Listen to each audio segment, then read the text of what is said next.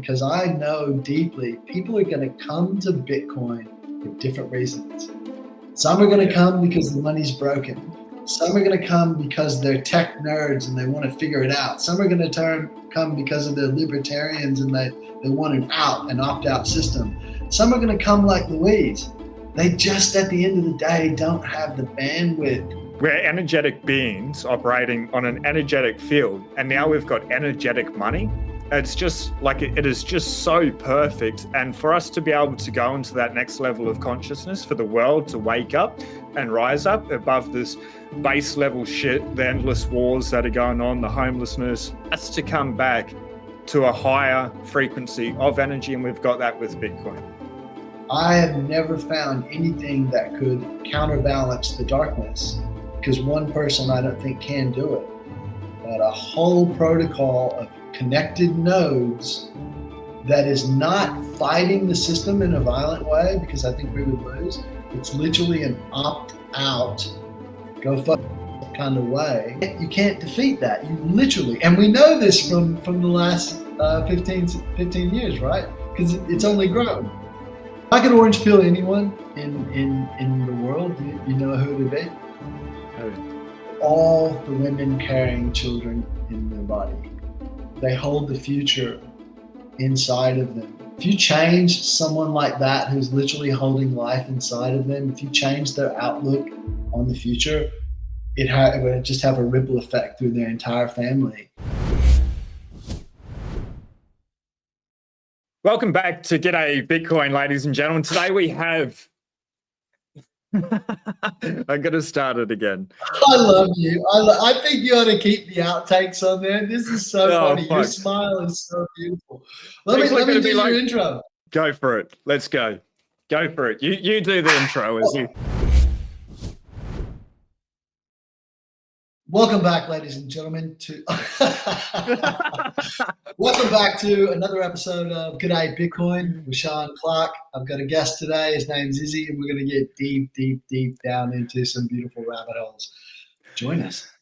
Join us. So diving in, Izzy, for anyone that doesn't know, he's the CEO and owner of Australia's first Bitcoin-only exchange, the Amber app. Just absolutely amazing. This guy, I've had him up on my blackboard for over a year to have him on the show. We've finally made it happen. And we're going to just dive deep into the Bitcoin rabbit hole. But before we do all that, Izzy, how you doing today? Mate, I'm pretty good. As you know, I was having some technical difficulties. I left my beautiful house up in the mountains near Nightcap National Forest, and I never set up my podcast studio again. So I was trying to set it up for everyone who's listening. And you've got great listeners, by the way. Like, you've created an exquisite show, mate. Like, I'm not blowing any smoke either. So anyway, I was trying to set this thing. Sorry. I was just going to say, my community is absolutely amazing. Like, shout out to all the legends. They're just based as. I agree. And I think you have cultivated that from your own energy, mate. I think that's why people resonate to you. I will say, for everyone listening, Sean, as you all know, Sean's a super productive guy, and he delineates his time between, hey, this is when I need to do stuff in my personal life and my partner, and this is my business. And I'm trying to get my podcast studio set up here in the last 15 minutes and get everything set up. He's like, just grab some gaffer tape, put it on a box, put the mic on a box, don't worry. And so we're live. But I do want to correct you on one thing. You said Australia's first Bitcoin-only exchange. There was actually one prior to us. The thing about Amber app, when I took over and I acquired a majority share in the beginning of 2023, the thing about Amber app is it's the world's first DCA app ever. It was a dedicated DCA app. It sort of spawned a whole generation of other apps. And since I've taken over, it's like, what's the colloquialism, Sean? Head down, bum up. We've just been working. Yeah. Yeah, which is very telling, because, you know, it's no word of a lie that you were up on the blackboard for 9 months before I took it down for 3 months. And we've finally made this happen. And you're just like, I'm just so busy at the moment, bro. Like, we'll get to it. We'll get to it. Like next month, next month. 12 months later, we're here. But it's pretty incredible what you're building with the DCA app, and what's that has then led to, like, as a worldwide phenomenon. Because when it comes to Bitcoin, you know, like, my biggest message on this channel is buy, stack, and chill and read the fucking books, read the bugs. It's like, you need to study Bitcoin, and then once you study it, you just keep buying it on repeat forever. Having like DCA built into an app makes it super easy. How's that playing out? Like, are you seeing people, like, they're just putting, is it DCA from their bank account, or they load, say, like $500 into the exchange every week and they'll just do $100 a day? Or what's it look like in actuality? It's a good question, Sean. So I should backtrack a little bit here. So it was interesting when I took over the, you know a bit about tech as well, about software and that. I would imagine you seem to know a lot about many things. So the app was being designed by the founder as sort of a super app. And I think he had a very prescient idea of what would happen in Bitcoin. But as you know, when you're doing something like that from a code-based perspective, it can get pretty bloated and pretty heavy. And so my first year and a half, and was really, I had two goals. I am going to answer your question, but it's going to be a little bit of a walk. Wouldn't expect anything different from you, Izzy. Sean and I had a short call the other day, everyone. I think we were on for like 2 hours, and your missus was like, hello. So to try to cut this short so I can really get to your point, because I think it's important to me that you asked that, and I do want to share that. But we had to really take a look at the code. Before I could do that, I had to get the right team in place. As you know, when you take over a company, there's ways of working, and there's all sorts of things. And to me, I had one goal. I want to surround myself with Bitcoin maximalists. When you're looking at the talent pool for a global fintech company, you reduce that significantly by only looking at maximalist Bitcoiners.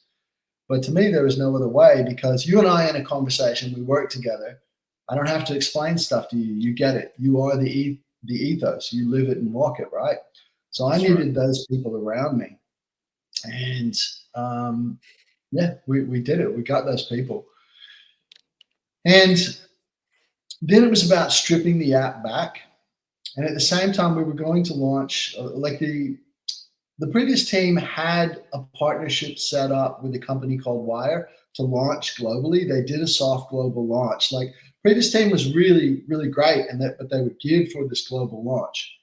And then Wire just imploded, and I think had a lot to do with the shitcoinery that they were doing, but it just went up in smoke.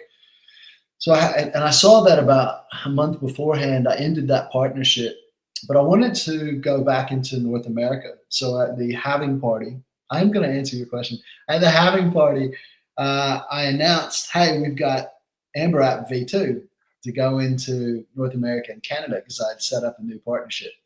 And I said something at the halving party. I said, if there's any 3-letter spooks here in the audience, go fuck yourself. Come at me. I was built for it. I don't know if they came at me or what happened, but like the shit hit the fan. It was just before everything happened with Samurai and Wasabi, and all the Satoshi pulled out of the US. And so we took what we were doing and we just built a second app and beta tested it for a year. So we've got 2 apps now. We've got half the team size, but they're all Bitcoin maximalists. But we've got a dedicated global Lightning wallet, which is the sexiest thing in Bitcoin. Sorry, Ajna. Sorry, Natalie Brunel. Sorry, the app is pretty and then with Amber App, which is the Australian baby, right? Like, we want to serve Australia. We don't want to try to, overstep our bounds. We want to do it the best in Australia. So to answer your question, we see all types of DCA. So we've got some corporate clients that, we're talking heavy stacks, heavy stacks. And I'm sure they're Bitcoin and chill, because they're buying a Bitcoin some are buying a Bitcoin a month. So this is they're chilling. Let's go. Oh man, I'm so impressed, right? When you Wow. are able to onboard clients like that and help them. You know what means the most to me with the DCA? It's people who are stacking anything they can at the end of their paycheck at the end of the week. Yeah. Like $50, $100, $200. That to me, like I have my biggest goal is to get as much Bitcoin into as many hands as possible. And Mine too. I know, I can tell. That's why I love you. I saw your video today. It was superb, by the way. Dude, everyone's just so fucking distracted with the shit coins or the Bitcoin treasury companies or whatever.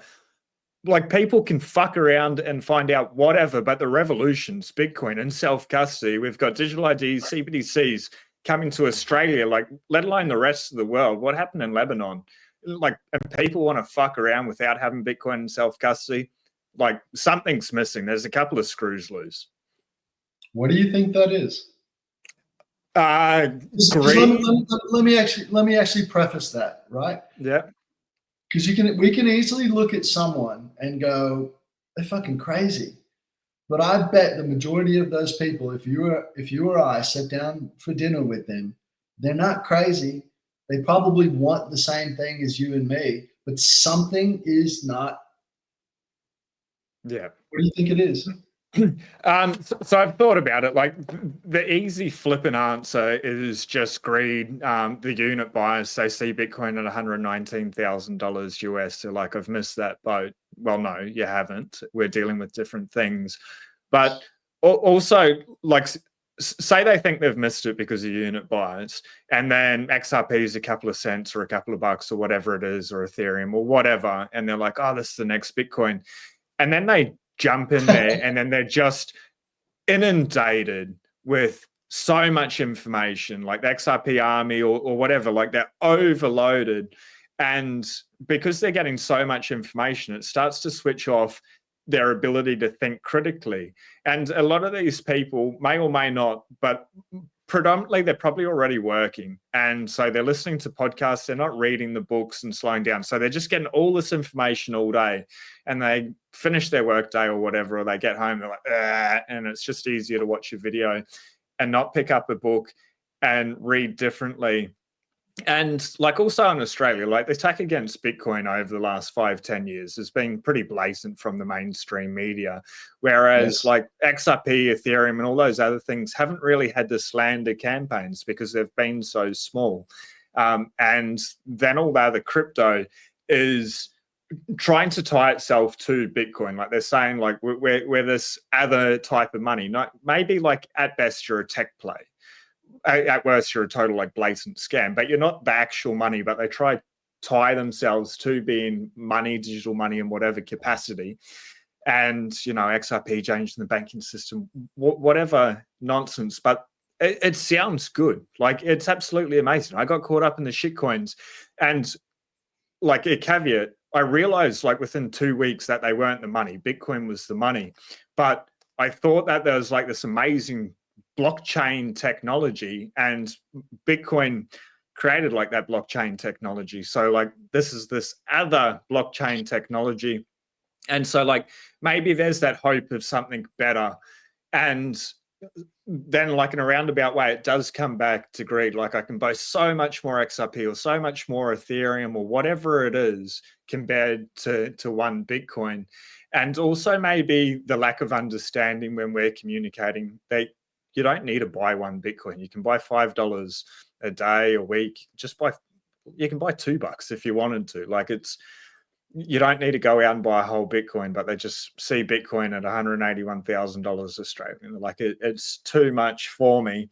And then I think, it's just like everyone's just so busy in the rat race, Izzy, that they're not taking the time to put in that minimum of 100 hours to study Bitcoin, or to be able to fast track that with the 13.5-hour audio book or a 14-hour read, depending. And it's just easier to get these TikTok videos or Instagram videos or the short like YouTube things.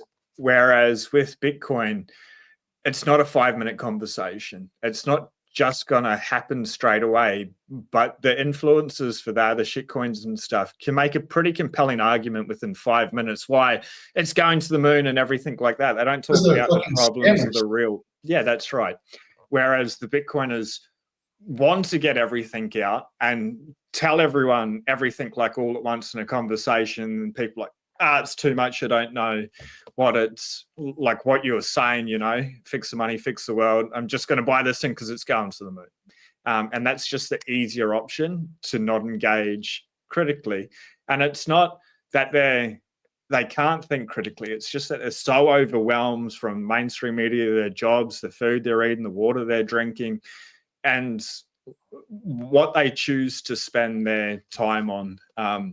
I'm sure it's more nuanced to that, but I think it comes down to just being overloaded in so many areas. There's a lot to break down from what you just said. I took a few notes because I think it's really important. But to start off with, I want to apologize to anyone who's listening because I said they're fucking scammers.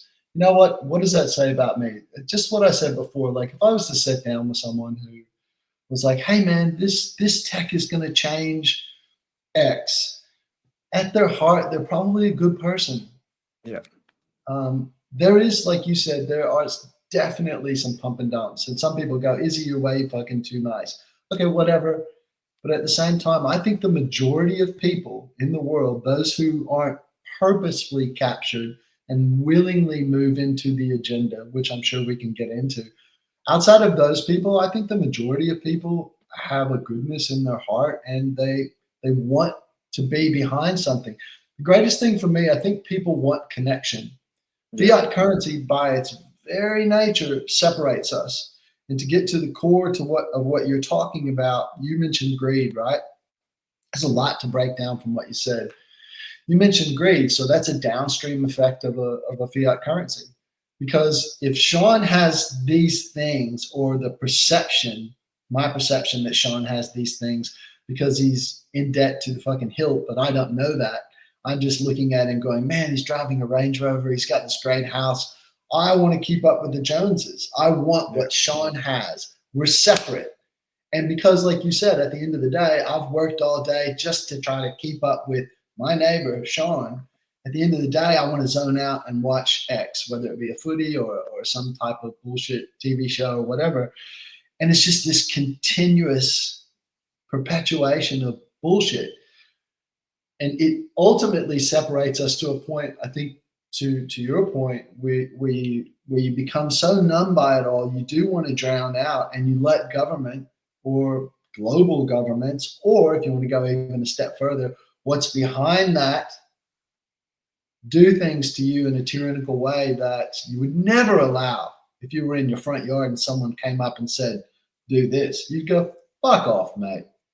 I'll kick you in the dick. Like, seriously, come in and have a beer or fuck off. Sorry, Mom, I know I'm cursing a lot. But so I think when you break that down, Sean, you talk about the downstream effects in this fiat world where it separates us, whereas Bitcoin, I truly believe that we're bioelectromagnetic nodes and that we verify one another through mathematical certainty. And that, by its very protocol, does the opposite of separates us. It connects us. It asks me to verify you. And through that type of authenticity, we actually go a step deeper. And you see it all over Bitcoin. Maximalists get made fun of because they're like, sun your balls, you know, and eat meat and do this. Well, it's because we're mirroring something. Like somebody, you get in a situation where somebody does something and you do trust them to an extent because you see that they share the same ethos and they've done the work. That's the difference. There's no more of this keeping up with the Joneses. Like, I need Sean's Range Rover. I see what Sean does and he's a gun. Why is he outside with his legs up in the air and his balls hanging out? Like, should I be having my balls? Like, what's going on? I need to ask. You should, yeah. You should be sunning your nuts. And so just to round up what I wanted to say about what you said. So I said this on the podcast, on the Tribe Talk, right?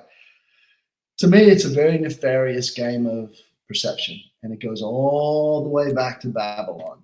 It's always about capturing the masses' perception and being able to, if you capture someone's perception or specifically a group's perception, you can lead that group into certain areas. You can lead them to accept a fiat currency. Whereas if you don't have their perception, and to use your term, someone is critical thinking, they're going to go, no. 100%. One of the things, and what was the exact saying you said, but you were saying that we're energetic nodes? What was the wording you used?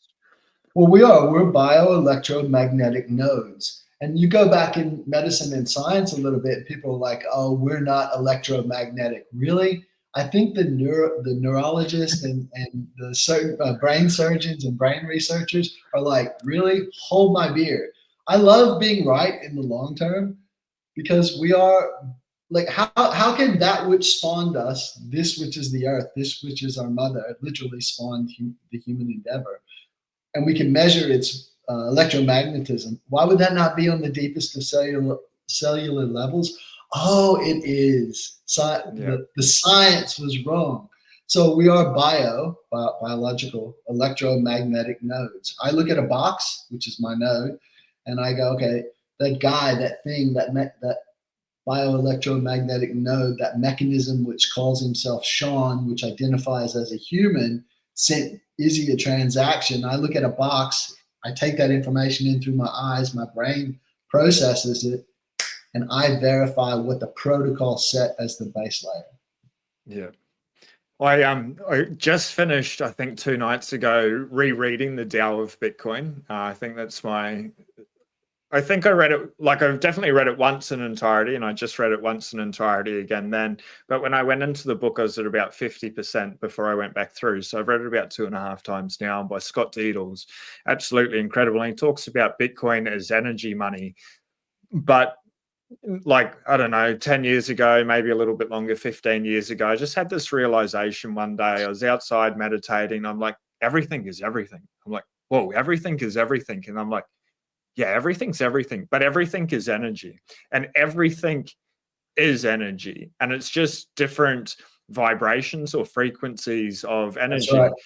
And when we get down to it, there's no separation between you and I apart from like frequency or space, but like everything is connected. And you know, like if you go ancient cultures and stuff and the Dreamtime and stuff, they could travel forward, they could travel back, going through the ley lines, which are the sun lines of like the path that the sun travels over the earth. And I had a crazy, like one of the most mind-blowing experiences at Byron Bay at Mount Warning.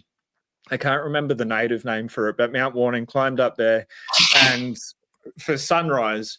And we climbed up and we got there at sunrise and the sun started coming up. And then it's the first point in Australia that receives the sun each day. It's where the song lines, the ley lines start in this country. If you're into that, I am.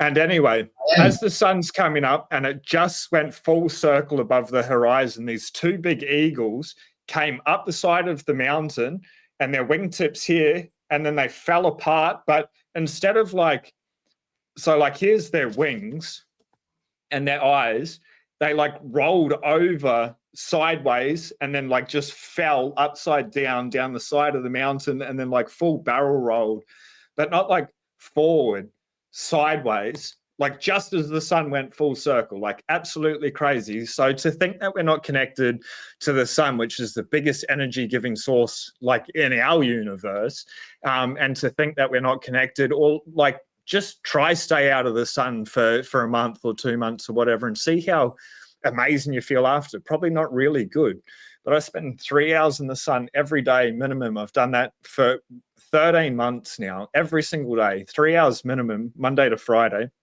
On the weekends, I probably get more than that. And like absolutely incredible, just charging myself from this energy source that's there. Like, so when people just dismiss it, well, number one, science backs it up. Number two, people back it up through their own lived experience. And then we can see when people are sick and if they're in a hospital or whatever, fake lights, blue lights, windows closed. They're not going to recover as quick as somebody that gets wheeled out 20 minutes a day, you know, in a wheelchair, gets under the sun and stuff. And then to come full circle back to Bitcoin. We've got this truthful, honest money that's based on math, that's verifiable, that's scarce, that's engineered to be the best form of money. Like everyone watching this knows this. Like you're all legends, you get that. But we're energetic beings operating on an energetic field, and now we've got energetic money. It's just like it is just so perfect. And for us to be able to go into that next level of consciousness, for the world to wake up and rise up above this base level shit, the endless wars that are going on, the homelessness, the drug addiction, everything like that, it has to come back to a higher frequency of energy. And we've got that with Bitcoin. If you've still got your Bitcoin on an exchange or you're looking to take your Bitcoin security to the next level, I've partnered with the Bitcoin Way. They offer live help for setting up cold storage, running your own node, keeping your Bitcoin private, planning for the future, using multi-sig, and so much more. They never touch your keys. They will not touch your coins. Instead, they'll show you how to buy and keep them safe. If you want to make your Bitcoin setup safer, you can book a free 30-minute call and have a chat with them.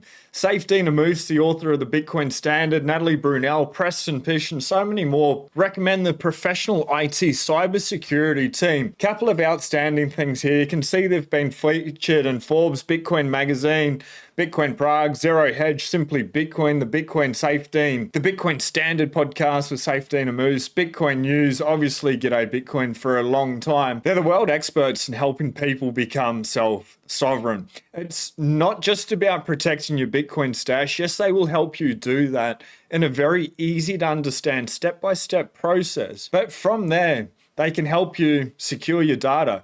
They are your personal cybersecurity IT experts. And then step number 3 is getting a second passport, a Plan B residency. The team, very cheap, very affordable for people that are looking to take their sovereignty to the next level. You can find out more about their services. When you first log in to their website as well, they have got a free 3-minute quiz to allow you to check if you are doing your cybersecurity, your setup correctly. I urge everyone to jump onto the bitcoinway.com. I have put a link into this description for everyone. Could not recommend them enough. I've used them personally before I ever partnered with them for the channel, friends and family. They asked me to help them out. I'm like, go to the world experts. That is the Bitcoin Way. So reach out to the Bitcoin Way today. Now you're talking to my soul. Like this is why I signed up. It's like, Satoshi, you had me at hello. Yeah. So I don't know how to talk after that. This is, there's so much to unpack from what you just said. I want to address it by saying, so I was looking for something like Bitcoin because I had realizations. Like yourself, I'm a meditator. I've been meditating since I did my first Vipassana in 1995, my first 10-day silent retreat. I've done 30 sits now, 10 days, and I've served on about 25. So I've clocked in my hours. I've done my proof of work with Vipassana. And Vipassana was given to us 2,500 years ago by Gautama, the son of a king, who renounced his kingdom and learned the techniques and became liberated and walked around India for 30 years teaching people, Gautama the Buddha. And he said the same thing that Sean just said 2,500 years ago. We are all energy. And the same thing that our beloved Bill Hicks said. If you ever follow Bill Hicks, the comedian, he had some epic rants about, I laid down, he's talking about mushrooms, right? He said, I took a heroic dose of mushrooms and I laid down in a field of green grass. The heavens parted. God rained down gifts of forgiveness and love on me and showed me we're all one and there's nothing but energy. Wow. If the world finds out about that, that would fuck up the economy, wouldn't it? Bill Hicks is so funny. But,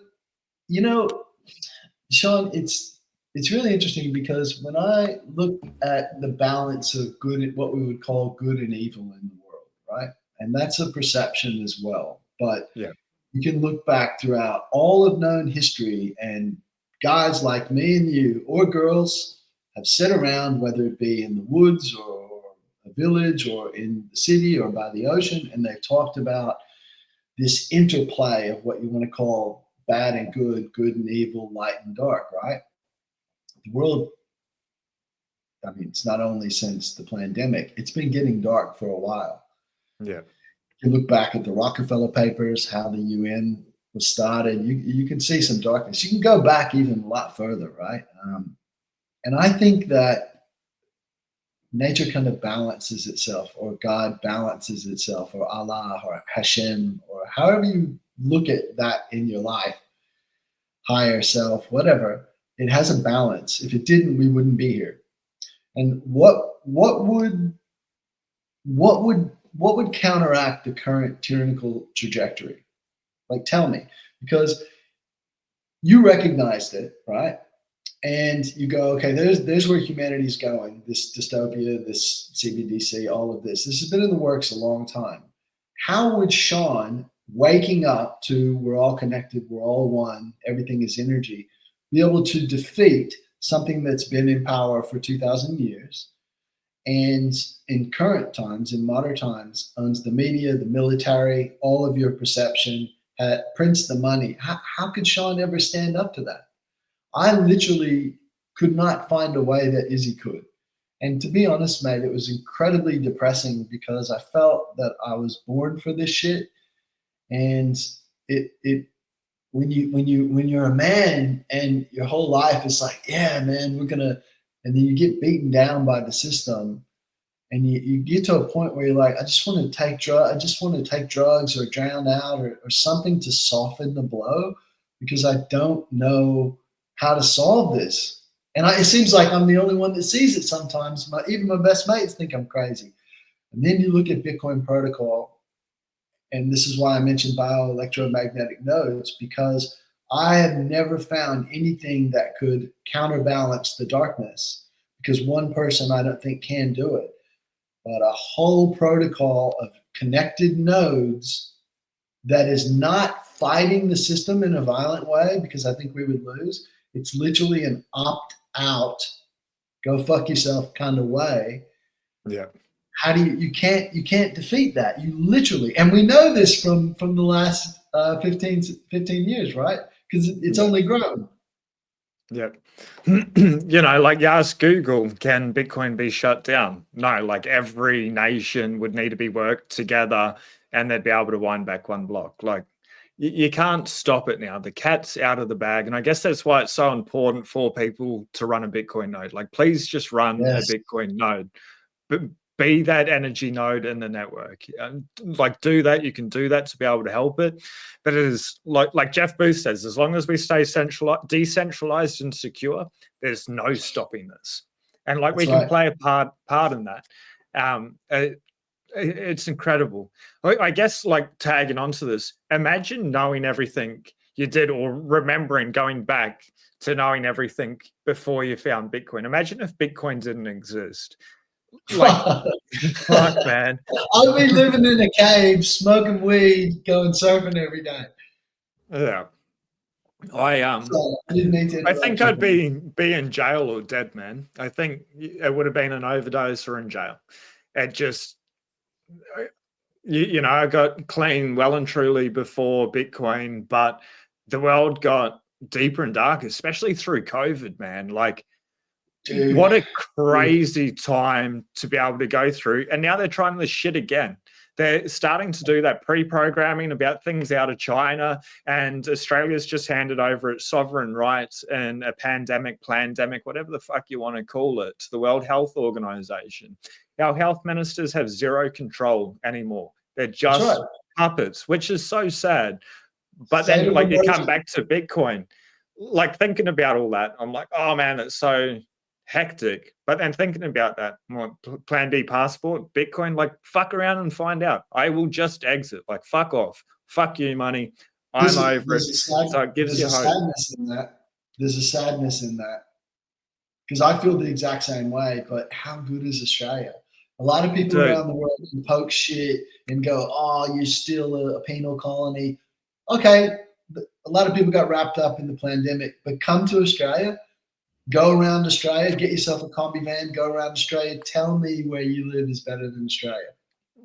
Like, dude, it's so awesome. I walk upstairs, I'm looking at islands, the Great Barrier Reef. I go to the gym, I go for an ocean swim every day. I took the dogs for a walk. down to the beach. Like, we've got the rainforest not so far away, like Byron Bay. I was in the Sunshine Coast last weekend, flying down through the Glasshouse Mountains and shit, around Moreton Bay Island and the shipwrecks and stuff like that. You can't beat it. Like, it is fucking amazing. So I like stay here and fight for as long as possible. But to know that if things were just to go like crazy insane straight away, you can just get up and leave now. Like, we've got that option and that optionality with Bitcoin, which allows us to stay here for longer, I think, and to be able to push back with a little bit more confidence. Yeah, I agree with that. And you mentioned Plan B, like Katie, who they used to call her Katie the Russian. She works at Citizen X now. I love her. She's just such a beautiful soul as well. But that if you don't know anything about it, if you're looking at multiple passports and that, I mean, obviously you can ask Sean and myself. But Katie's that's her life's work, man. And she's so amazing. We've seen her in the Bitcoin community get married, have all of her children. Like, her life is unfolded in front of us. I love our community so much.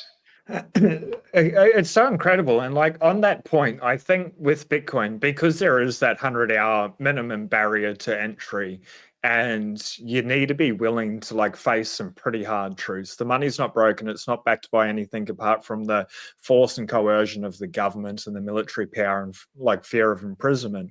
Like, you need to like look at all these things.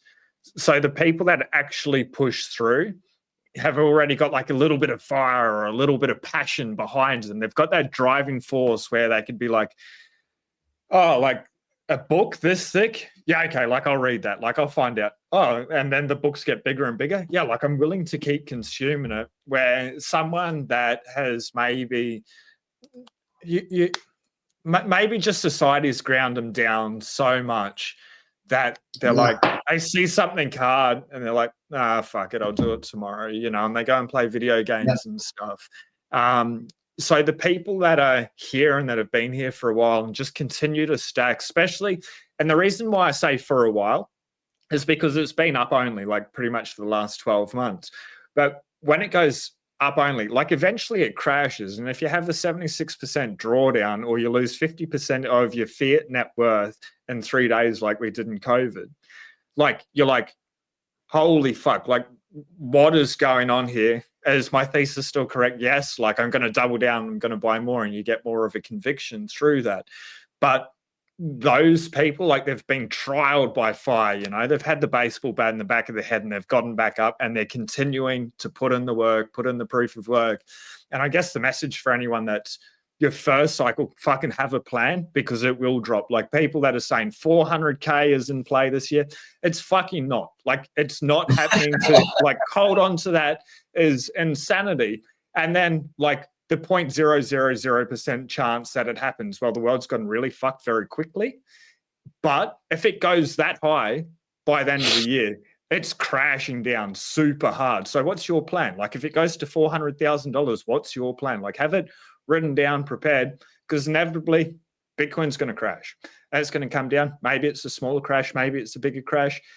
But what's that plan? Is it to double down and buy more and just, yeah, I've got a plan. If it's not written down, like, I want everyone to be here for next cycle. That's when things start to get really exciting. 2032, when we're under one block, one Bitcoin block reward, boom, dude, that's when it's game on. Like, that's when things get serious, I think. You gave the answer before to anyone. You said it. You said it at 15 minutes ago. You said stack sats and chill. Yeah. It's just buy, stack, and chill. Like, it's not hard. But like the buy easy, AMBRAP, like, here's a shill, ladies and gentlemen. AMBRAP, if you use the code Gday Bitcoin, capital G, capital B for Bitcoin, you get $10 of Bitcoin for your first $100, and you can DCA. There's the shill. But buy Check Bitcoin. This out. Can I add to that shill? Just quickly, 2 secs. Buy Bitcoin. The stack is put in self-custody. The chill is just go out and provide value to be able to earn more fiat or more income to be able to repeat.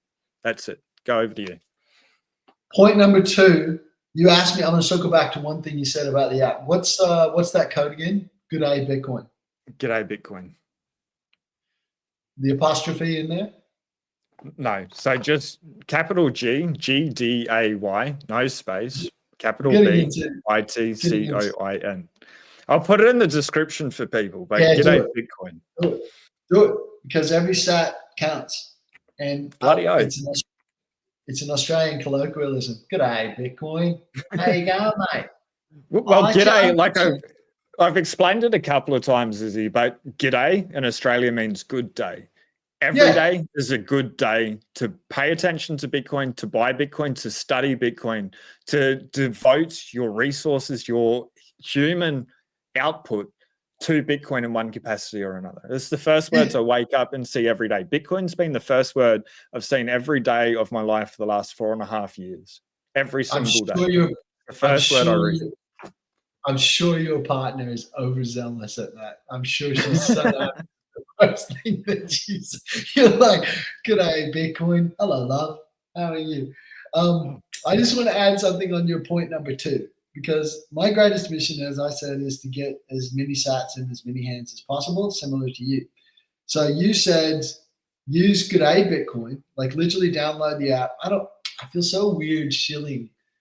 On the last spaces, everyone was like, dude, it's your company. You're not shilling, you're passionate. And it's hard to wrap my head around that because I was born in America. I've been here longer. I've been here over 30 years. And there is that American gumption to want to, hey, this is what I'm doing, blah, blah, blah. And in Australia, they really fucking cut the legs out from under you like, yeah, hold on, mate, slow down, slow your roll. But I am passionate. So use the code G'day Bitcoin. And here's the kicker on point number 2. Paul, my co-captain, our COO, just put out, we've been working on this a while. He just put out an initiative called Operation Orange Pill. And if you're DCAing or you have any type of recurring purchase and you have a scheduled send into self-custody. So basically, if you're buying Bitcoin on the regular and you're sending it to either your own hot wallet or your cold wallet, it's 0 fees. And the tightest spreads absolutely possible. This is how people said, hey, are you worried about Strike coming into Australia? Are you worried about the other exchanges? No, I love competition. I love it. I'm a fighter. I've been doing martial arts. I love it, man. Let's go. Give me your best shot. Whatever you bring to us, I'm going to do my best to beat you. And if I can't, we're going to have this war, and the winner is going to be everyone in Australia. So let's have the war. Let's see who comes out on top. The plebs come out on top because they get more sats. So everybody wins. Everybody wins, mate. Everyone. And anyway, so yeah, if you're doing that, like, I don't know, hit up our website or something if you are stacking with Amber and you use Sean's code, because why not get 0 fees? You can literally set up a DCA for $10 a week, and I'm going to give you 0 fees. If I was in this for the money, most people know that I'm not. I've given away more Bitcoin than you can possibly imagine, and I get the greatest satisfaction of it. But can I circle back to something you said before, because it was very it struck a chord with me. I'd never say no to you, brother. Maybe I would, but yes. Well, I want to touch on 2 points. I want to marry what you're talking about, the state of the world, and you're waking up saying "G'day Bitcoin" and how that changes your life. And it's kind of like, whether you like him or not, it's what Saylor brought to the table when he said Bitcoin is hope. He's a billionaire who owned hope.com for years, kept it. Yeah. Heaps of people tried to buy it. I was at his barbecue in 23. I think it was 23. We were at his house, and we were all talking about this Bitcoin is hope and the kind of strange unconscious prescience, if you can put those 2 terms together, that he would have had. And when you look at, I want to marry that sort of hope with what Satoshi did. So we're looking at a world that can very much go dystopian, and you're talking about people that have checked out because they're exhausted from, the fiat dollar. When you look at what Satoshi did, right, it's mind-boggling. Now, you can break this down into several different parameters. One of them, just from a privacy standpoint, if let's say Sean is Satoshi. He may be. Let's say I'm wearing the shirt. my monitor went off. Okay. Let's see your shirt. Satoshi Nakamoto. So let's say Sean is Satoshi and the year is 2000. Satoshi said he'd been working on the code for 2 years before that. How long before that did Sean, as Satoshi, how long before that did he go, I need to write this code? Could have been a year. I venture to say it's a lot longer. Now look at it from this way. To understand history, psychology, economics, coding, all these different elements, and to be able to put that together and recognize what you and I are talking about 15 years later, going, man, the world is fucked. To be able to recognize that and put something together and create zero digital footprint, that is crazy. And the interesting thing about this to me, Sean, that zero digital footprint exponentially gets harder over time because there's more eyes looking, going, who is this person? And so if you're Satoshi and you come in and you build this, and some people would go, Izzy, it's bullshit. You know, he was putting a marketplace in a casino. Yeah, okay, go look at the code. Go look at the code. Look at, like, I don't want to get too deep, but look at the work of level 39. He talks about the occurrence of 3, 6, and 9 all throughout Bitcoin code. So what I'm saying is, if we look at the prescience of this person or people that we call Satoshi and what it took to bring Bitcoin to the world, and we just spoke about how that counteracts or balances the state of affairs that we live in. Tell me that there's not a better time to live. Like, did your parents have such a great mission? Did your grandparents? Like, we stand on the precipice of an opt-out global revolution, right? As men, that's ridiculously crazy. I think, like, say about that, like grandparents, parents, if we go back to our grandparents' age, a lot of those people, like, for example, my granddad was like the lead engineer for the underground railways in Singapore and stuff, you know? So he's project managing that and some of like those giant bridges, I think, in Kuala Lumpur or whatever, between the two buildings, like the big sky bridges and stuff. But the point of all this is our grandparents, a lot of them have built the modern world and like the infrastructure and the things that we use. I think then there's our parents' generation that used all that infrastructure to be able to build up their own lives and their businesses and get a whole lot of property and things like that, and then raise us as children. But that's a good point. That's a great point. That was their mission. Yeah, it's a great point, mate. But then through that time, like, the money got broken. And the money's really broken. It's come to the end of expiry date. So, like, now that we're all here and we're coming through and we're nodes on this network, like, it doesn't actually matter what generation you're from. Like, I'm younger. There'll be people that are older. There'll be people much younger than me getting into Bitcoin. But this age, this time we are now, is the separation of money from state. Fix the money, fix the world, as Lawrence Lepard says. It's so now, like the world's pretty good. It functions pretty well. Like, we need to stop dropping bombs and destroying like all this infrastructure that's built and amazing. But we've figured enough shit out, how engineering and like solid foundations and stuff work. Now we've got a solid foundation of money. Like, let's come in here and we've got a good foundation already. The world is predominantly good. Like, yes, there's the 5-10% or whatever of nasty shit that takes up 100% of the attention. But with Bitcoin, like, we've got a good foundation. Planet Earth's fucking amazing. Like, let's build something absolutely amazing. Like, I want a fucking hoverboard, bro. Like, where are they? Like, we've been fucking promised the hoverboards. We've got the opportunity to make that happen now. Because if someone's going to hand over a Bitcoin, they're not going to hand it over for a skateboard. The deck's going to be broken or something. They want a fucking hoverboard or a teleportation machine or something that's going to provide even more value. And they're going to be so selective, whether it's the buildings that they fund and stuff. They want them to last 1,000 years, not 30 years and they're falling apart. So there's 3 points I want to put together with what you just said, and then I want to ask you about Larry's book, because it meant a lot to you. I try to keep a low profile, even though I'm a big mouth. But when I was in El Salvador at the halving party, I saw Larry, and I was sitting by the pool at this resort, and he's jacked for one thing. He is, dude. He's pretty jacked. But I was just watching him, and because I've watched him for a while in the space. They say slay your heroes and all that. Like, I'm not looking at him as a hero or anything. He's an inspiring dude, man.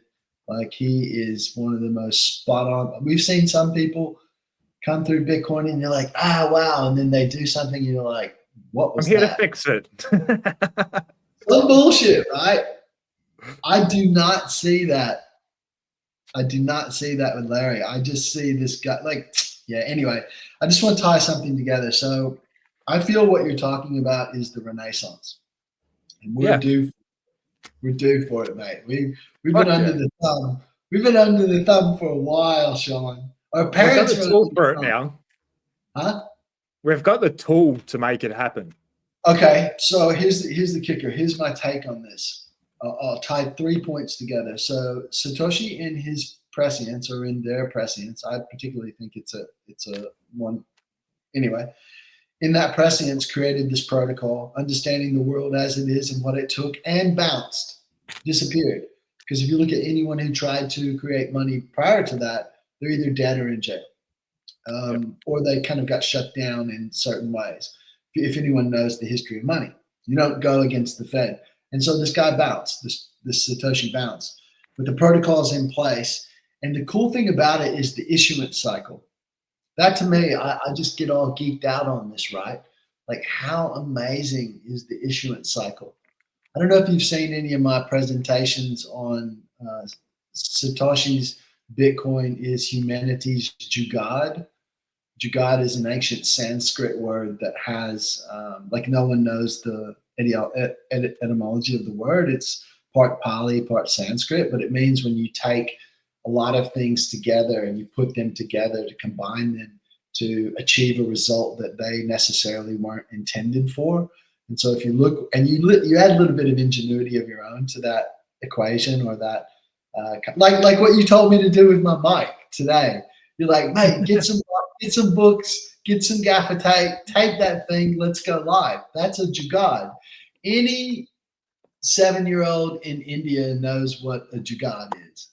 So Bitcoin is the greatest jugad. What Satoshi did was put all these things that were already in existence, cryptography, SHA-256, like a lot of things went into creating the Bitcoin code, but the issuance cycle, this is amazing because we're at over 90% issuance right now, and this is when the big boys are coming in. Yeah. That, to me, is mind-blowing. That means that Bitcoin went into the hands of the people who grokked it. There's no pre-mine like these shit coins, most of them anyway. It means if you were looking and you had eyes to see and you saw Bitcoin and you got it, the reward is yours. And some cashed out and some held and some lost or whatever. But the majority of the issuance is in the hands of the plebs, whether they're cypherpunks, geeks, libertarians, people that were pissed off at money. And so when we marry that prescience with the Bitcoin renaissance that you're talking about, I think there's one other element. And I think as men, it behooves us to consider this. I feel the other element to go with this is people, including you and me, have to sacrifice. If I can put it into one word, it's prescience, sacrifice equals renaissance. And I feel the sacrifice is people like you and me, or anyone else who's listening or whatever. You need to I can't tell you what to do, but I'm just going to speak my mind. You need to sacrifice the life you think you should have for the life that you can have. And I guarantee at the base of that, people want the same thing: freedom to live, to be with their mates, to have a good family, to look after their family, to have a laugh and a beer and a surf. That sacrifice means you have to be willing to stand up and accept the ramifications of what it means to stand up to tyranny. We might not all make it. And you've got to be willing to do that. Everyone who's ever stood up to tyranny understands that it is what it is. And if you believe in Bitcoin, stack sats, chill, and don't be a pussy. I love that. You know, like two good example, not good examples, just people label it good or bad, but of people standing up to tyranny, just that everybody knows, is Andrew Tate and Tommy Robinson. Whatever you think about them, they believe what they believe is right, and they have not backed down, and they've both gone into jail and everything, and like sacrificed their lives for what they believe in. Whether you agree with them or not, it doesn't matter. But I admire that they believe so much in their own beliefs that they're willing to speak up and stand out.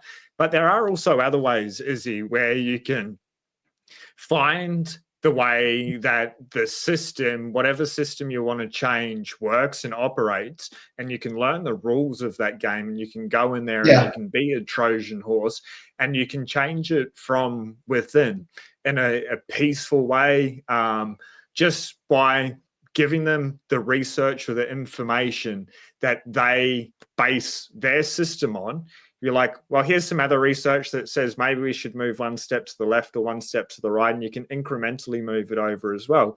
So you can go about other ways. It doesn't just need There's still a sacrifice in that. There's still a sacrifice because you're giving your time and energy in the face of people, like you said at the start of this, going, yeah, but Bitcoin costs 200 grand or. Like nothing is free. Nothing can. And that's like my problem at the moment, especially like with a lot of the politicians in Victoria, is the things they're saying. Like, we live in a socialist country. I accept that. It is what it is. We voted Labor. As a country, I accept that because that's what's happened. Like, it is what it is. What I have a problem with is when they're like free bus fares or the 20% HEX debt. Like, whatever, pay it off, but fucking be honest that money is not free. It's coming from the tax base or it's coming from inflation. That's right. Just say what it is, you know, but instead of fucking lying, like, it's free. People think it's free. Money comes from there. Or like the stimmy checks everyone got in COVID. Like, here's some free money. Fuck no, it wasn't. Like, we are feeling that inflation. Whereas if they just said, you can take this money, we're probably going to go into a high inflation environment because of it. It's up to you whether you take it or not. Most people still would have taken the money, of course. But now that we're in this high inflation environment, there's less people going to be complaining because they're fucking told the truth. It's going to cause inflation. We've got inflation. I took the money. Okay. Like, fuck. And I think that's like my issue with all of it. Some things I have opinion on, other things I don't. But my opinion is, I just want these people to say the fucking truth. It's not like it's not. But come on. That one's a challenging one. I would say to you, wish for the. Like, I don't want to be ill to all politicians because I do feel a lot of them have their best heart. But if you add the element of greed that you talked about at the beginning of this, right? How downstream of the fiat currency creates greed and power and everything like that, you would have to admit that, logically speaking, there are a contingency of politicians or people in power, so to speak, that it is a bit nefarious. And it's greed and everything else combined with they don't give a shit. And so they're happy to gaslight Sean and everyone else and say whatever. And you say the money's broken, right? And we hear this in Bitcoin a lot. I don't think it's broken. Yeah. I think it works exactly as it was designed to work. Yeah, fair. It does. I think it keeps everyone under the thumb so that when they give this free money, it's just like, oh, thank you so much. And people have no idea because we were never taught in school. And, you know, like you said, we go to school, we're told to go to school, get a job, get married, get the mortgage, everything like that. And it just gets harder and harder until when are you going to learn about the money? You're going to get, what's that movie? I think it was called Network. The newscaster said, I'm mad as hell and I'm not going to take it anymore. And that was the whole premise of the movie. So I haven't seen it. And to your point about the Tate brothers and Tommy, you know, whether people, it kind of ties in with what's happening in Melbourne at the moment, because I don't watch the news or anything, but I heard there was a big rally down there and people were in masks and everyone got bent out of shape because they were wearing masks, and I think they called it far right. One of my neighbors was telling me, isn't it ironic? They were in masks, and you go back 5 years ago, you're not wearing masks, so we're going to beat you. Yeah. And now you are wearing masks, and we're going to beat you. It's like, what are you doing? But my point is, those type of people, they're all over. These people, like you look at David Icke, whether you think he's crazy or not, this guy was a professional football player and a news broadcaster. And he basically said, hey, this is the epiphany I had. This is what the world looks like. It's easy to call these people crazy or call them far right or whatever. But I think if you sit down with the majority of these people, you find they just want the right, maybe not all of them. Like, look at Candace Owens right now with what's happening with Candace. She's a mom of 4. She podcasts out of her basement, and she's got the president of France trying to sue her because she said, hey, I think your wife is a man. It's like, we live in crazy times. But dude, isn't that crazy, the amounts of power that the everyday person has? She's just a podcaster, like, yes, mate. You know, like a well-known podcaster, but she's just a podcaster. She said something that somebody doesn't agree with in a different country, and they want to sue her in a country where she has the right to speak freely. Whether I agree with that or not, it doesn't matter. But she lives in a fairly sovereign country when it comes to the freedom of speech. And then I guess that comes back to, like, also how corrupt power can be. Like, absolute power corrupts absolutely. When you're at the tippity top, just any way to shut down a voice for any reason possible, they'll take it. But when it comes to people in the government and stuff, like, as Bitcoiners, we rail against them. I say it so much. But I actually don't have a problem with the government. I have a problem with the size of the government. But the majority of people working within the government are fucking amazing, like beautiful people, the best of intentions. They want the best for Australia. That's right. That's why they're there. Like, good on them. Good on them. But it's just that small little minority at the top that controls the money, that little private elite group that just taints all of it. And because it's gotten so big and so bloated, that's an issue. But I guess the reason I'm saying this is I'll say, like, fuck the government or fuck the money or whatever. The other day, I used money to be able to do good in the world. Fiat fucking currency changed somebody's life. It was an amazing conversation. It bonded us over. For that purpose, absolutely amazing. So when I say I fucking hate fiat, I didn't hate it then. I don't hate it when I use it to pay for our mortgage or to go buy steaks. But I still, overall, I hate it. But there's more nuance to all these things. And I guess I just want to share that as, like, I can come across pretty opinionated and stuff. I have the nuance within me. But if we're going to explain, like, every single nuance with everything, it'd be a 10-hour conversation.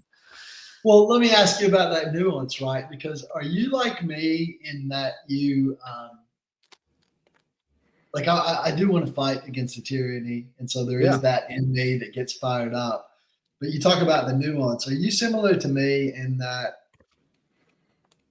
I'm trying to form. Okay, here's the best way I can ask the question. I'll give a statement. So, talking about those dudes or people in Melbourne who marched down the street and got everyone in a kerfluffle, right?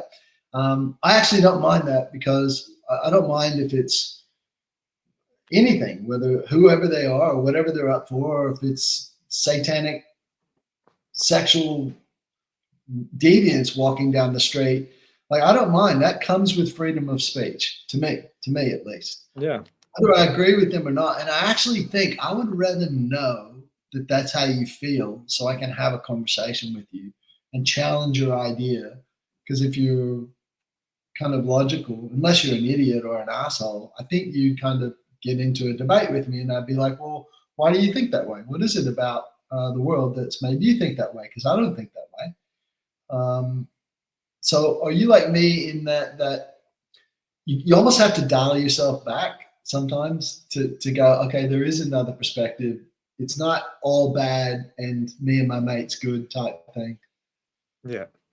Yeah, it's you know, sometimes I can get caught up in my own bullshit and opinions and everything like that. Like, I'm just a human doing the very best that I can in each moment with the knowledge that I've accumulated to date. And sometimes if something happens and I get triggered, I may just like blanket say that the government's absolutely fucked and it's tyrannical. I do it all the time. It's easy, and I think like it's okay to do because the world just needs to be able to operate. But if somebody was to question me, like, do you actually believe that the whole government's evil and stuff? No, I don't. And this is why for this, and this. And like going to your point of those people marching through Melbourne at 2 a.m. or whatever, this is about the extent I know of it as well. They all look like military age men, all very quite fit and stuff. They're all wearing masks. They're decked out in black, wearing masks. Well, there's a lot of people like the week before on the Sydney Harbour Bridge wearing masks and like dressed up in all different colours and stuff. No problem with that. Like their to exercise their freedom of speech. These people, they can exercise their freedom of speech at 2 a.m. Right. I guess the question is, did they hurt anyone when they did it, or did they just march in a fucking unit around the thing? Like I saw like there's police escorts on the side and stuff. If nobody got hurt apart from somebody's feelings got hurt, like what's the fucking problem? Like this Stand Up for Australia or whatever, people from the left and the right are trying to co-op it and stuff. But why can't these people fucking speak? You may not agree with it or whatever, but like we're just going to let this one group of people speak and that's okay or whatever because they're a minority. But then this other minority, we're not going to let them speak because we don't agree with them. And this other people, well, we're going to like link these two together and give it a bad name or whatever. No, like fuck that. Do whatever. But don't fucking hurt anyone in the process. And then we can have conversations as a community, as a country to be able to discuss what is best for the collective Australia that we live in. But if we just like shut down some and not another and stuff, then people's perceptions, again, like perception shapes reality. Then we're led like down one path that the majority of people may or may not agree with. And there's no conversation. And if we can't talk, like that's what makes us human, the ability to be able to communicate and think through our ideas. And our ideas could be so fucking wrong. And you may have an idea or say something that starts to put my thinking back on track or more aligned with truth. Like what Satoshi, when he wrote the Bitcoin white paper, there's an idea that came out and has collectively put the world onto a better path. But imagine if someone said to Satoshi, I disagree with that. And he's like, they disagree. I'm not going to put out the white paper. Like, very different world we're living in, you know? Yeah.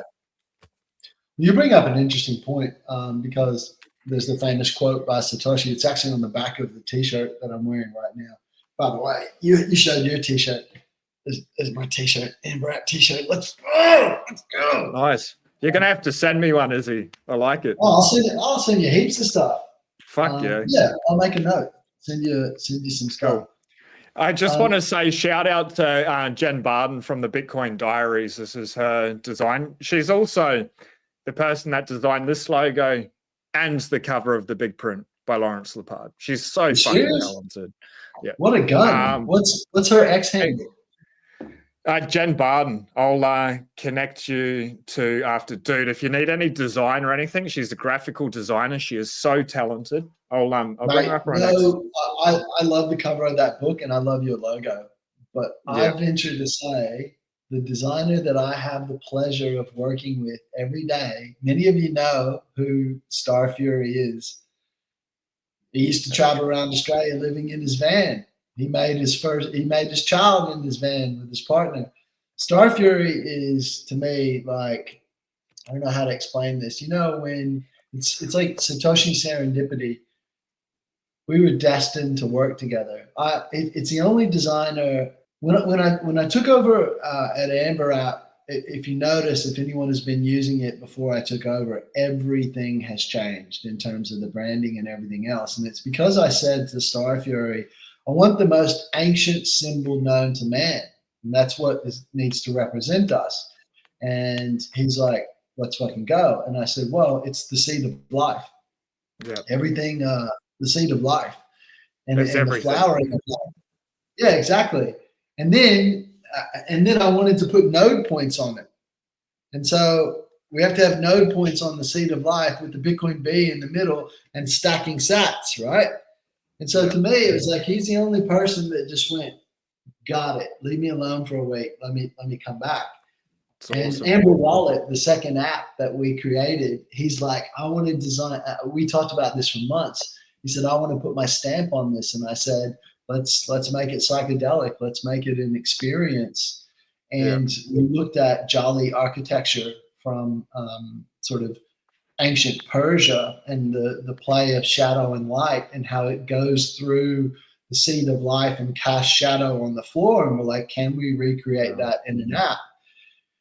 And I think we got about 75% there with Amber Wallet, our other app. And then even though we shifted our focus back to Amber app, Star Fury was messaging me with some designs just the other day, and he went, this is the update. And I'm like, man, it feels like it's moving.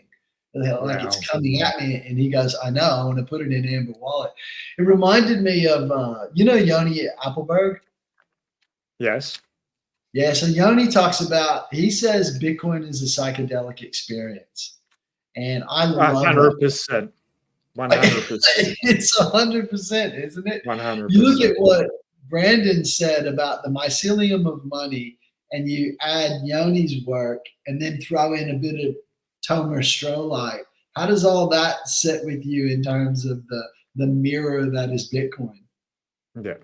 Yeah, amen. It's if nobody's been on a psychedelic journey, your everyday thoughts stop, or they slow down enough for you to be able to perceive the energy that is everything. The energy, like everything is everything. And the patterns that unfold and awaken, and like the inner space, the inner dimensions that like open up and you start to be able to comprehend and explore. They're full of truth, they're full of light, they're full of information and lessons and teachings. How is Bitcoin not that as well? First presentation I ever gave was I came out of the closet. Gigi, you know Gigi? Yeah. Gigi actually said to me, after stalking Bitcoiners for many, many years, I reached out to Gigi when he was writing his book, and I said, hey man, this is who I am. This is what I'm about. And he's like, I remember he said to me, I only made 3 posts on X, or what used to be called Twitter, since 2009. And he said, you don't talk very much, do you? I was like, oh, I just, I don't want to dox myself. And he goes, and we became mates. We became close friends. I love Gigi. But he put me in contact with Wizard of Oz, who said, hey, Izzy, we're doing a Bitcoin Bush Bash when Melbourne gets his, I think he said something like, when Melbourne takes when Melbourne puts its big boy pants on, come to a Bush Bash, because we were locked down for 18 months, right? Yeah. And so I love Wizard of Oz. He used to be the chairman of the board before he retired and just went deeper into Bitcoin. So he's the reason I'm at Amber app, by the way. And I owe him so much. I just think he's a beautiful human being. But I went to this Bush Bash, and the first presentation I gave ever, my coming out of the closet, there's a chalkboard behind me at the local, I think we were at Beechworth actually. It was the second Bush Bash, could have been Murrurundi. I think it was Beechworth. It's the second Bush Bash ever. There's a chalkboard behind me, and I wrote, Bitcoin is a mirror. And I looked, and I was about to begin the presentation, and JP Technology was in, JP? Yeah, he was in like the second row. I love JP. Amazing, he was man. In the second row. Huh? He's an amazing man, JP. I just think he's one of these souls that I could hang out with all day, and I like the way he speaks, and he's actually really comical and super smart. And I've forced myself on him physically for years. Like I would force myself physically to hug him and that, and it was so awkward. And Now I just feel that he's like, Izzy, come here, let me give you a hug. Oh, But I nice. wrote Bitcoin as a mirror, and I heard this sigh in the audience, like, oh, jeez. And I looked, and I'm convinced it came from JP because he's very logical. And I'm about to go into this existential rant. But I really feel that as bioelectromagnetic nodes, before we even knew that we could be nodes, we live in a transactional world because fiat defines nearly everything. Even if you love someone, how much time do you have to love them if you're trying to keep up with the Joneses in this world? Everything is somewhat transactional. And when you get that mirror of Bitcoin, which means, okay, your transactions actually have value because this is what real money looks like. When you get that kind of mirror, your whole perception changes. And then maybe someone like yourself who was sitting in meditation years ago and had the realization and the experience of everything is energy. When you combine that with that mirror of the protocol, it becomes a psychedelic experience without having any type of soma or mushrooms or dimethyltryptamine or anything like that. What I've found, like if you take, DMT, dimethyltryptamine, like you were saying, or mushrooms or any psychedelic, they come on pretty quick and they hit you and like your fucking world's blown apart. With Bitcoin, some people are like, nah, that's not the case. It's not a trip or whatever. I actually believe it is, but it's a slower, longer trip and you ease into it. But you'll have like these moments, whether it's the halving or something happens, and you're like, whoa, like a realization or like a come together moment.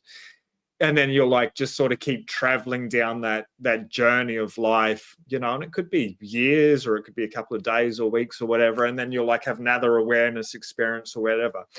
Whereas if you induce a hallucination through magic mushrooms or whatever it is, it comes on pretty quick, and you will go through like that period of up and then like a deep dark night of the soul, and then you'll come back up, and if you're lucky you'll go back up there and stay there, and you may oscillate between them. Whereas with Bitcoin, you're still on that wave, bro, of consciousness or energy or light or whatever you want to call it, but it just takes longer. And then some people will be watching this and they'll be like, I disagree, it's not that. Okay, like, so you just get fabulously wealthy with number go up technology anyway? Like, cool. But like, but if this is true and it's fix the money, fix the world, and we're on a pure like sine wave or energetic wave that is having these ripple experiences, and as people spend longer and longer here and they go through those different levels of consciousness, waking up, like if that's true, then like it's amazing, and it's only time before humanity becomes like this, like we're traveling a fucking rock spinning through space like at 1,000,000 miles an hour or whatever, and the spiral and stuff for what? So we can blow the planet up and kill people and drop bombs? And no, I don't agree. I didn't sign up for that when I came here this time around, and I believe this is my last time around, bro. So I want to see it start to move back to the light, to the source. That's what I want to see. And I think I was looking for a long time as well for something. When I was 14, my stepdad, fucking evil man, I don't like him, but he taught me a couple of good things, like between good and bad, there's not just all good or all bad. Somebody can be fucking evil and still do good. Like that can happen. Yeah, that's exactly right. Anyway, the one good thing that he taught me at about the age of 14 is money is like candy bars, candy wrappers, or Monopoly money. So I knew that from 14. I got into gold about the age of 13, or not 13, I think in like 2000, I don't know, like 13 or 11 or whatever like that. So I was like seeking these different things to do it. And it wasn't until I like came back to Bitcoin after dismissing it at $96 Australian, because I went out and bought fucking copious amounts of just ridiculous shit that went up in the air and smoke. Whereas I was like seeking the answer, but I was still not in the right place to be able to put in the proof of work. I was looking for that instant gratification, that physical thing that I could hold, that was tangible, and that's like an instant payoff.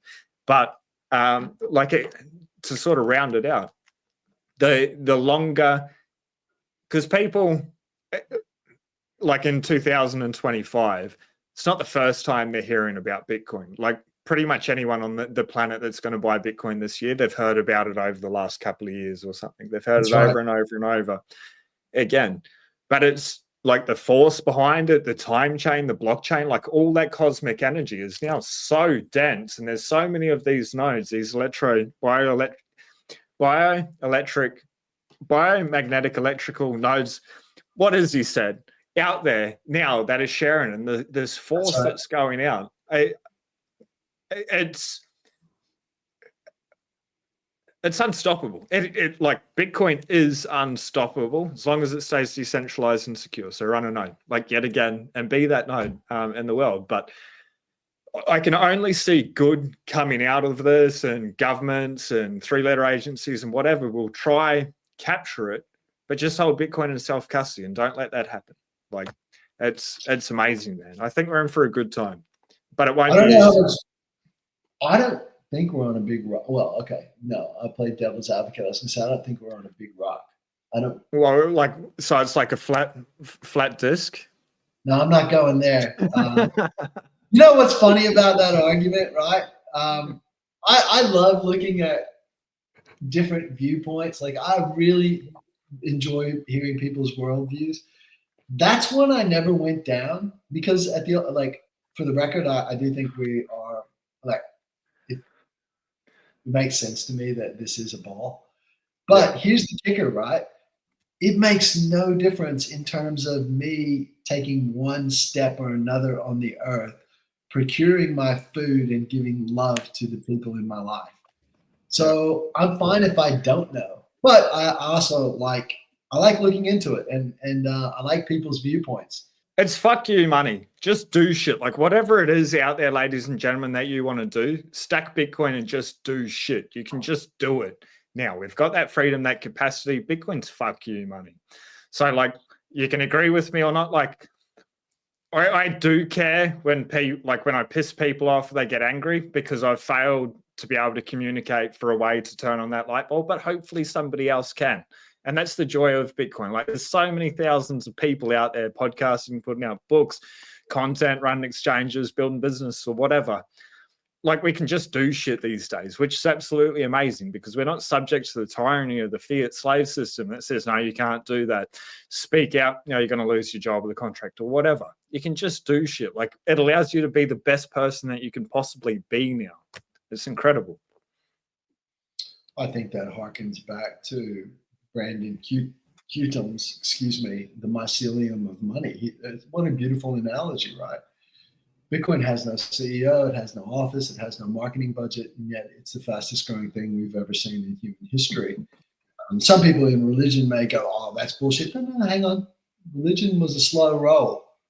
It's been with us a very long time and different types of philosophy. Bitcoin protocol has taken the entire world over. And yeah, it's because of the technological age that we live in, but you could have had Bitcoin. What are you going to do? Have the protocol on rocks? Put 4 rocks out on the Isle of whatever and just go, that's the Bitcoin protocol. Oh, yay, the Bitcoin protocol. No, it was built for technology. Anyway, I did say something. I don't know if we're a rock. And what I mean by that is I find it interesting to think about whether the earth is alive. I know there's Gaia theory and things like that. It just feels like, I don't want to get too deep into it because this is Gday Bitcoin, not Gday Is the Earth Alive podcast.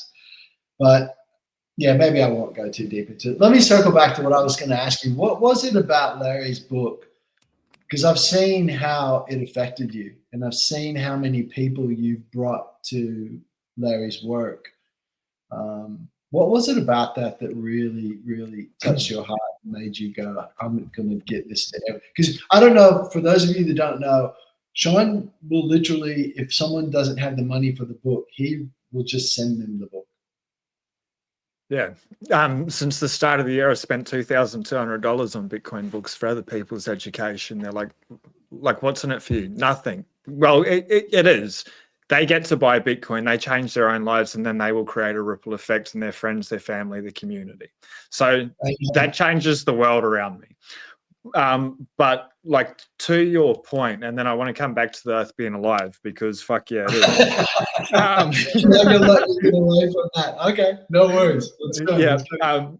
But talking about the big print, so like I've given away hundreds of books over the last 4.5 years, maybe even 5 years. I've been in Bitcoin for nearly 6.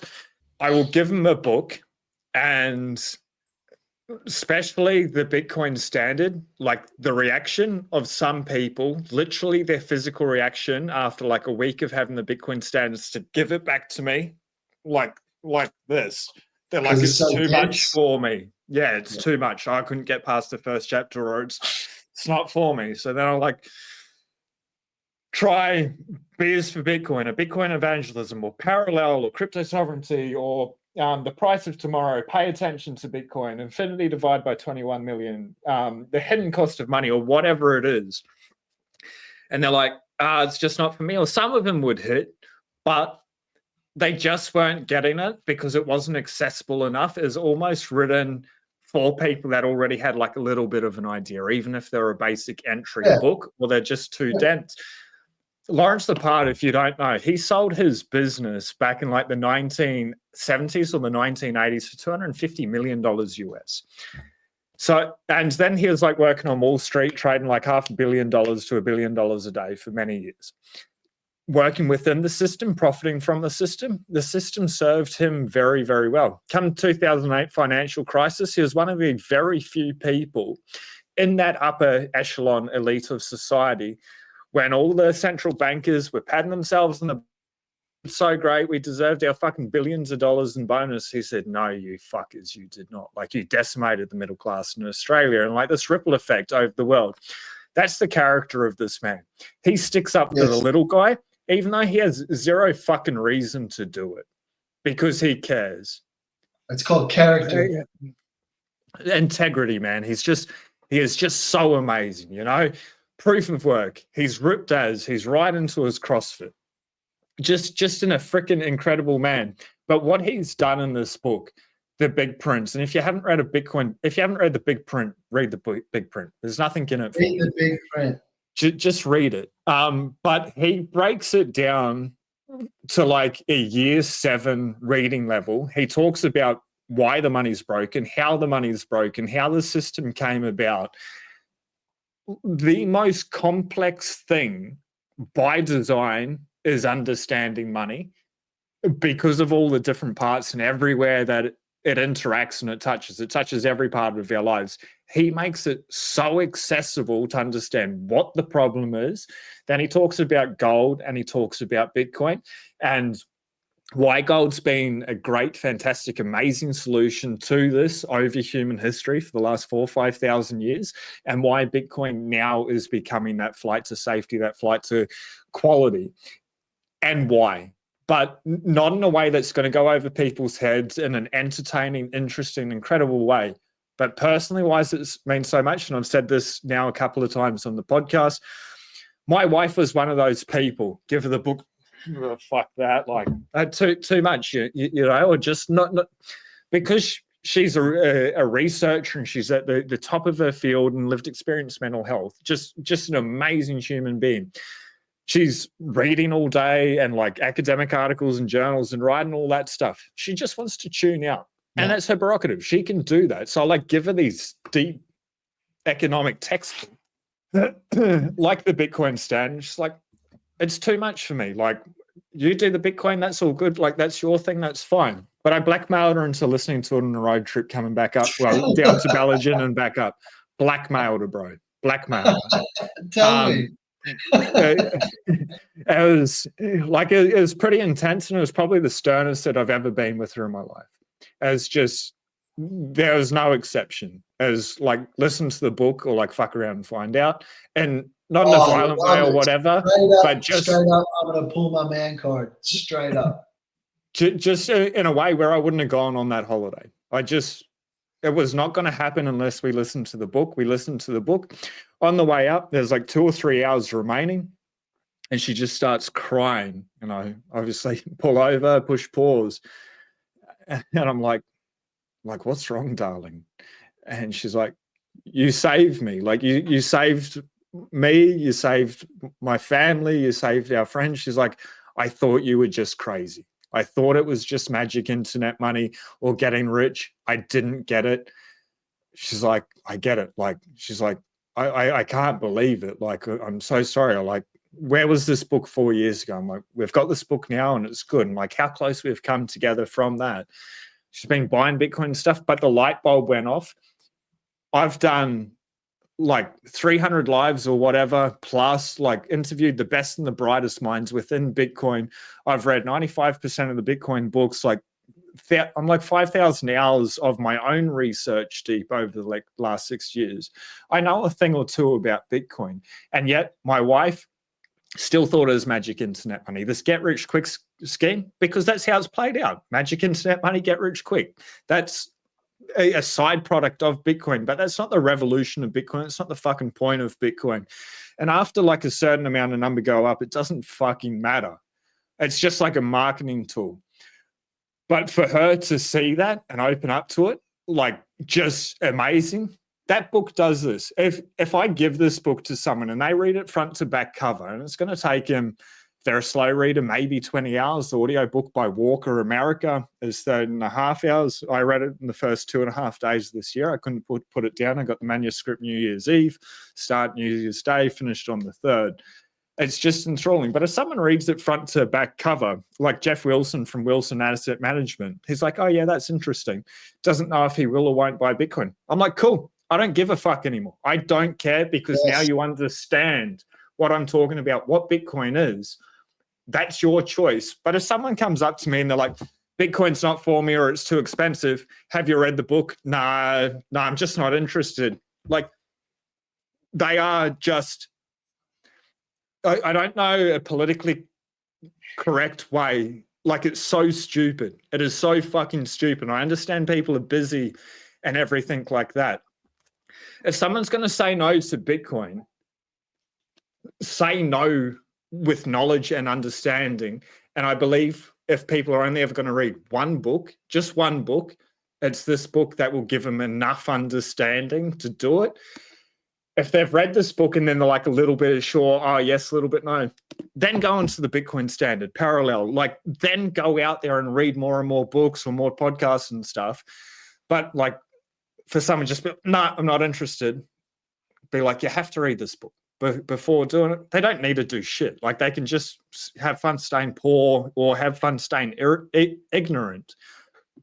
But if they read the book, they make up their mind, like, okay. I guess that's why it's so important to me, because I've seen the very change that it can make. But it's not just with my wife, it's with other people, friends, family, people in the community, a fucking random person when I'm having a shower at the beach in the morning, say hello to them every single day. And then just like randomly, hey, do you own any Bitcoin? No.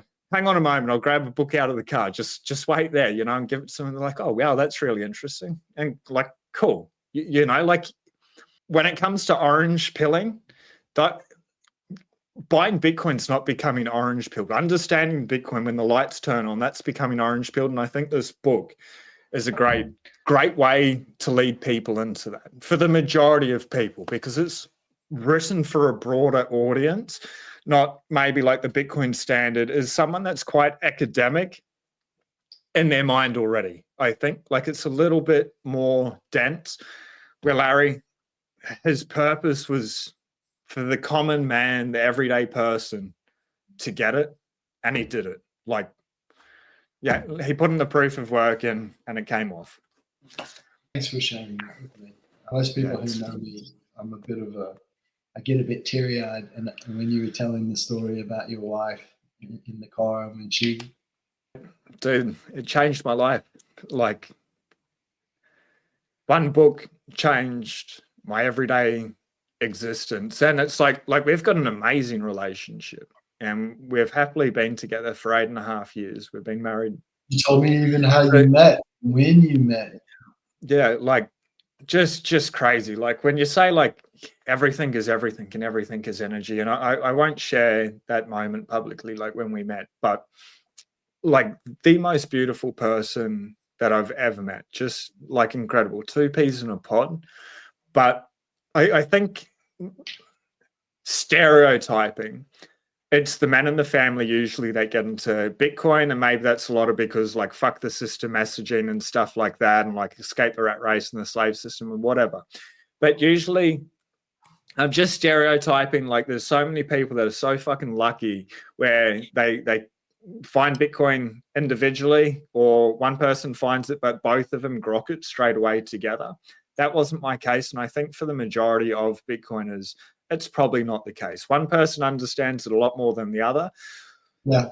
And so like there's some areas in your life where you're like pulling a pay or doing different, or just not being able to communicate because you don't have a shared understanding of language. Like you're just speaking different language. You're saying one thing and they're hearing another. But now they've got the concepts, the definitions, it's broken down. And when I say X, Louise knows that I'm saying X, you know? So just like that underlying tension or whatever, or the viewpoints, or this is why I'm saying that, she still may not agree. And most of the time she doesn't agree. And that's cool. But she knows that that's coming from a very sound foundation based on truth, you know, and not trusting, verifying from mine. And she may have a different interpretation or whatever. But it's just, it's, it's absolutely magic. So I guess for like anyone out there that their partner's not getting it, it took me like 4.5 years to make it happen, and I didn't stop, and I just kept trying and trying and trying. And then when that moment happens, like when your partner like is on that same path or that same frequency is probably a better way to describe it. Fucking magic. Like I thought I had a fucking amazing relationship beforehand, but then just this, it's just orgasmic, man. It's just yeah. Did you tell Larry what happened with Louise on the trip? You did? Yeah. Man, I love Larry so much. When I see him, I'm just going to give him a hug. I'm not even going to ask or anything. I'm just going to go fucking up there and just go give him a hug. He's kind of a big guy as well. He'd be a good person to hug. He'd be like a big teddy bear. First time I met American Huddle, I was like, you're a fucking giant. Like, you're a big guy. And you hug these big guys and they just wrap it. It's like Greg Zodge.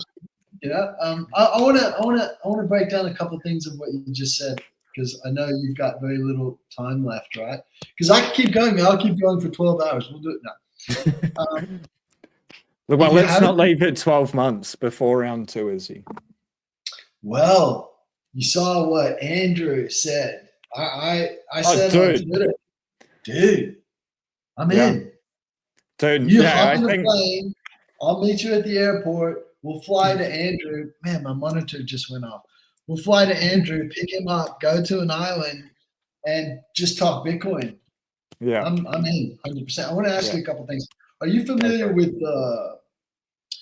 I want to tie in something you said about Larry's book and how simple it is and people coming to Bitcoin. But because you're deeply into energy, are you familiar with Nada Brahma? No. Okay, just make a note to look into Nada Brahma. It's the ancient concept that the world is sound. And it's a really beautiful rabbit hole to go down. Nada Brahma. So it's Sanskrit. And the world is sound. And as you know, we know that sound is energy, it is frequency. Even the monotheistic religions, in the beginning was the word, what they're saying is sound. And Nada Brahma goes really deep down that. I think you'd resonate with it. So when you're talking about the big print, I have this feeling, right, that humans, we used to sit around campfires and be told a story, kind of looking into the light, right? And that's really meaningful for us to have a story in our life, to sort of know that we're a part of something greater than us. Even if you're atheistic or agnostic, at least you're part of a story, right? And I feel that Bitcoin is the greatest story because it's something that is going to change the whole human endeavor forever, the trajectory forever. You can't, like you said, you can't roll it back now. Like it's whatever's going to happen is going to happen. And you can't shut it off. You turn off all the power in the world, you turn the power back on, my node is going to pick up right where it left off. And how are you going to get all the governments to collude, all this type of stuff, right? But just to circle back to the big print, are you familiar with Avi Burra? Yes. He's an yeah. Avi's like I love him. I love his family. His son Ishan is magical. His wife Monica. These are just like my people, right? And Avi wrote a book, a fiction book. He's a gifted writer. He's an incredible, like, I don't know if I'm meant to say, he's starting a whole new show. Can I say it? He's starting a show and he's combining food and immigration and Bitcoin. And I'll let Avi say, I'm going to sponsor him because I don't, even if he won't let me sponsor him, I'm just going to inject myself into the project because I love Avi. I love what he's doing. I actually saw the first 2 episodes of that, and I just think there's nothing like it in Bitcoin anywhere because it's like a travel food show. It's who's that foodie that used to go around the world having dinner with people, and he ended up being dead. What was that guy's name? The famous chef. Don't know, bro. I don't watch any mainstream media. I haven't seen Ariel for like 15 years. Same with me, 1996. But my point is, I digress. My point is, Avi wrote this fiction book. It's called 24. Huh?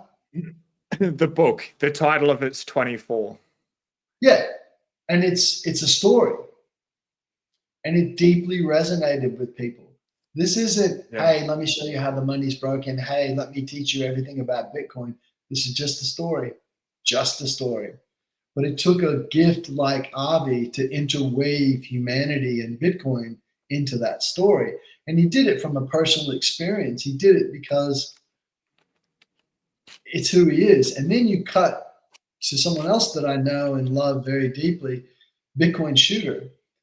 If you know anything about Shooter and his work, he is one of the most beautiful souls I've ever met. He's super passionate. He leaves his beautiful partner to go around the world and get all these interviews, and he made no more inflation.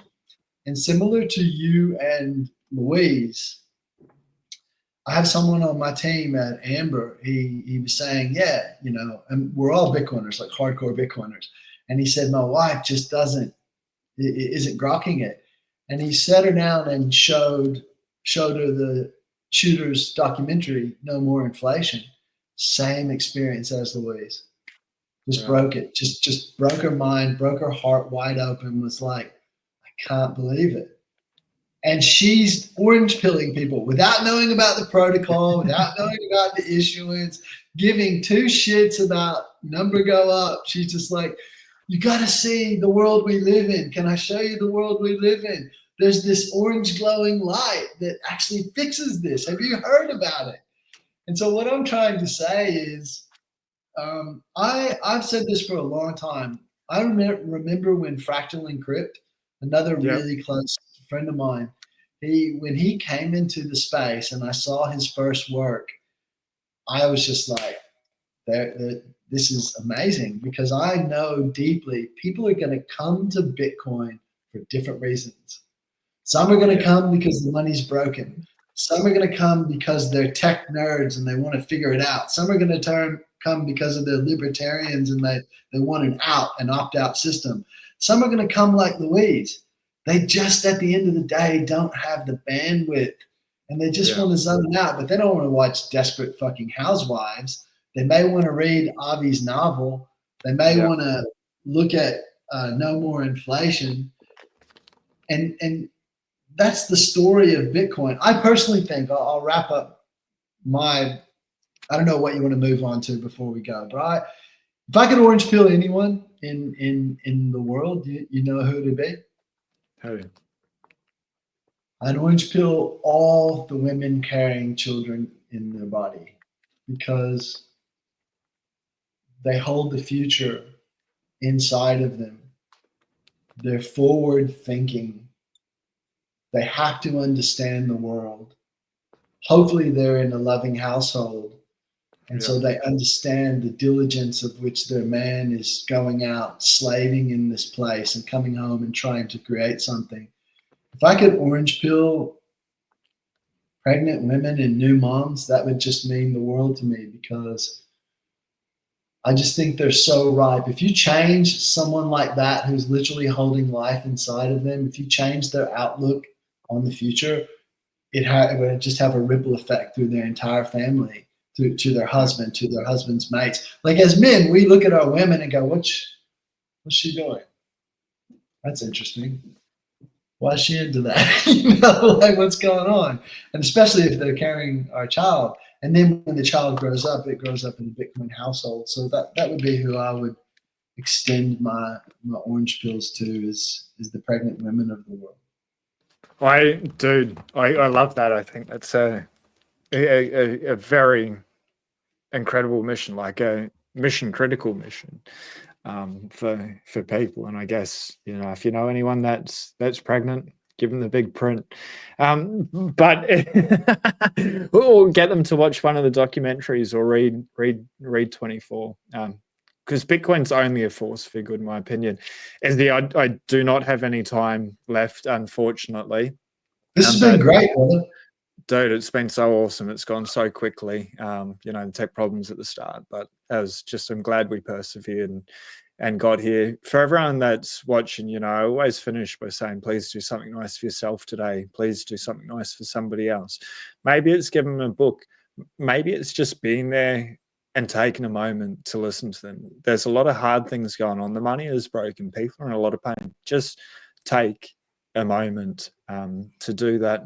But I'll put all the show notes below, the link to Amber app and where you can connect with Izzy on X and the Tribe Talk. Incredible spaces what you guys are doing there. But just from the bottom of my heart, Izzy, it was 12 months overdue, and it's just way better than I ever could have expected. You're just an incredible person doing some really amazing things with an amazing soul and an amazing heart, with a good ethos, pushing out like the orange signal. Thank you so much, brother.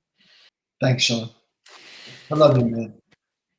Thank you. For everyone out there, again, please do something nice for yourself today, for somebody else out there. Be blessed. Peace. We'll see you on the next one.